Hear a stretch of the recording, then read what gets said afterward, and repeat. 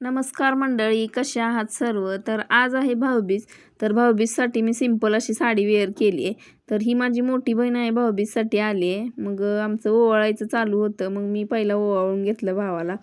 त्यानंतर माझ्या ताईने पण भावाला ओवाळून वगैरे घेतले. तर ठरल्याप्रमाणे काय आम्हाला पैसेच भेटले गिफ्ट म्हणून. तर त्यानंतर माझ्या अंशी पण भाऊबीज चालू होती. बहिणीची मुलगी म्हणजेच ती अंशी बहीण, त्यांचं ओवाळायचं चालू होतं भाऊबीजला. मग त्यानंतर आमच्या भावांच्या मुलांची पण भाऊबीज वगैरे चालू होती, त्यांचं ओवाळायचं चालू होतं. त्यानंतर आमच्या राधाला ना व्हिडिओ काढायचा होता, माझ्या मागे लागलेली व्हिडिओ काढू आत्ते, म्हणून तिच्यासोबत पण व्हिडिओ बनवला. तर इकडे बघा पोरांचं काय चाललंय. ओवाळून झाले त्यांचं सगळी रांगोळी पुसून खेळायचं चाललंय. तर दुपारच्या नंतर ना खूप पावसाचं असं वातावरण झालेलं, ढग खूप आलेलं. तर असं वाटत होतं की पाऊस खूप मोठाच येतोय.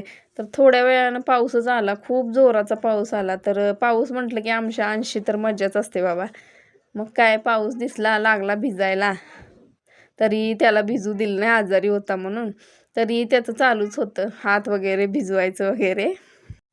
तर बाहेर पाऊस पडत होता, तर आमचं आतमध्ये मेहंदी काढायचं काम चालू होतं.